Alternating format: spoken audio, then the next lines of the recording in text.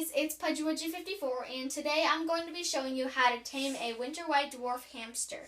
Now these methods can be used for either Syrian or Roborovski or the winter white. So let's start with the materials needed. You'll first need a little bit of bedding from their cage or just where they stay. Then you'll need a wheel so they can run off the stress.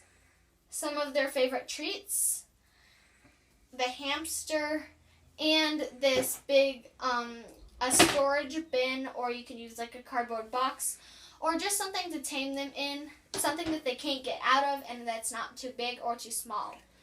So let's start by adding in the bedding. So you'll take a little bit of the bedding and put it in each corner.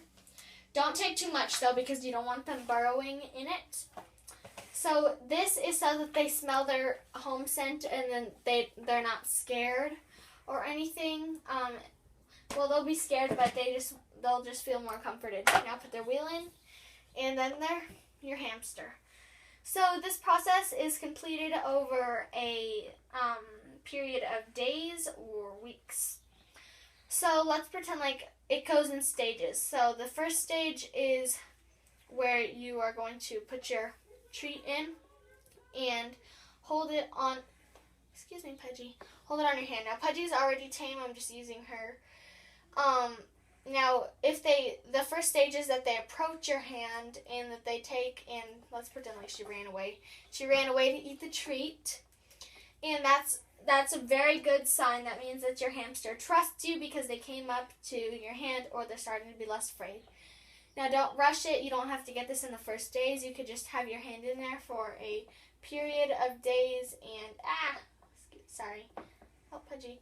You just have it in there for a period of days so that they kind of get used to your hand, and eventually that they'll take the treat off and maybe run away. So the next stage, there we go. The next stage would be for your hamster to take it and eat it like near or maybe even halfway on your hand, or just sit there and just grab it on.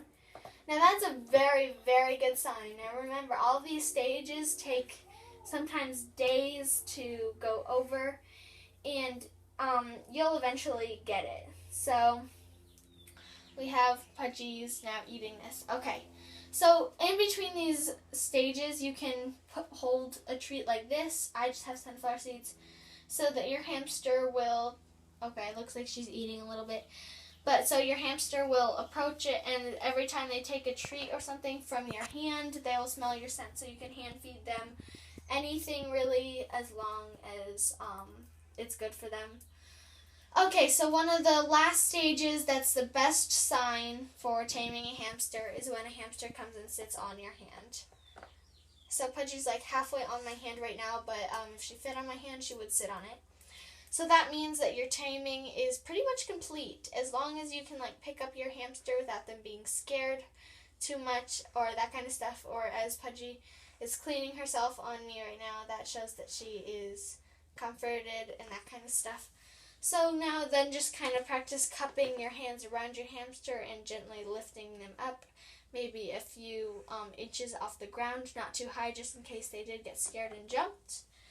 So you can also put a treat in your hand, and then when they crawl on, you can lift it up for a minute and then take it back down, just so that they get used to being on your hand.